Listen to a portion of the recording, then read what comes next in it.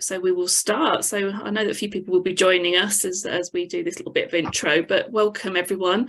My name is Kate Absalom, and I'm an applied health researcher from the University of Leeds, and I've helped with planning this session today, which we've called Patient and Public Involvement in Health Data Science Research, Challenges and Opportunities.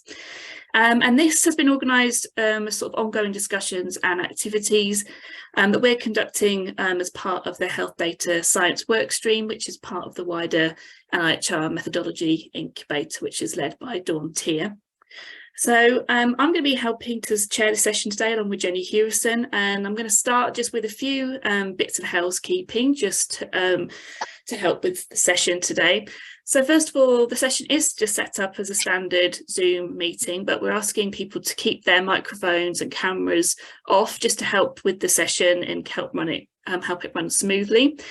Remember that you can change your view by using the Zoom view icon. So if you want to kind of change your view in terms of what you're seeing, or having the gallery view, or deciding whether you want the sort of who's on screen and the slides side by side, please do sort of have a fiddle around to see what suits you best.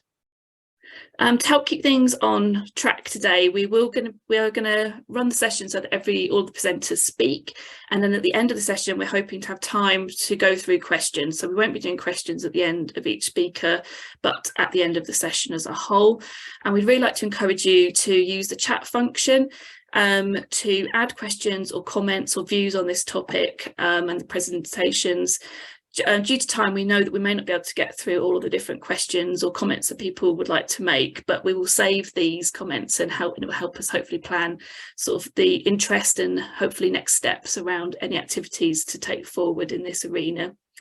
And I just want to add that the session is being recorded and it will be made available to those who have registered. So I think that's everything that I wanted to say just to start with, apart from obviously welcome again to everyone. We've been really pleased with the interest that there has been in this session. And before we go to the speakers, I'm going to pass to Professor Jenny Hewison, who chairs the Health Data Science Workstream for the NIHR Methodology Incubator. And she's going to say a few words around the context and background to this webinar. Over to you, Jenny. Thank you, Kate. Yes, welcome all. I can see that we have 106 people on the call, which is great. The main context is that NIHR runs these incubators, which are about research capacity development. Within our methods incubator, there are these work streams, and ours is health data science. I come to this as a research methodologist, so I've spent a lot of years looking at different ways and different research methods for providing evidence for policymakers, deliverers of care, receivers of care, the public, and so on. Now, for many different research methods, we've learned over the years how much research is improved if you work in partnership with patients and members of the public, stakeholders in all of this. And we've developed a repertoire of ways of working in partnership with our patient and public involvement and engagement partners. And we've done that, and the research is much improved and the evidence base is much stronger. So lots of good practice for researchers to draw upon. However, nothing stands still, and research methods are evolving to answer a broader range of research questions, for example, in public health. And it seems to us that it's timely that we just look afresh at the ways in which we've usually involve and engage members of the public and patients in planning and delivering research, which obviously brings us to today.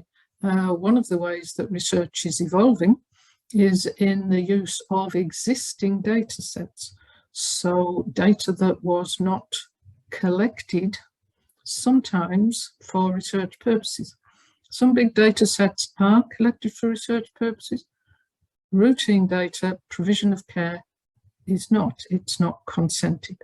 So that raises different sorts of questions about what patients and the people who generated the data, how they feel about the use of their data for different purposes.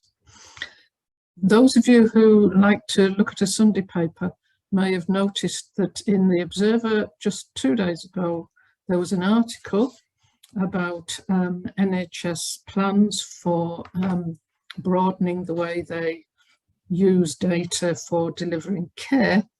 And obviously, as a researcher, I'm interested in how that tallies with doing research. So the patient and public engagement, that's clearly an important part of the new development. How does all of this come together? How does it tally? So that's the context for today.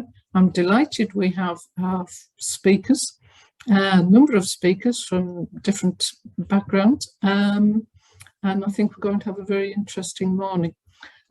So it's my pleasure now to hand over to our first speaker, Sylvia Bortley. Sylvia, please, over to you.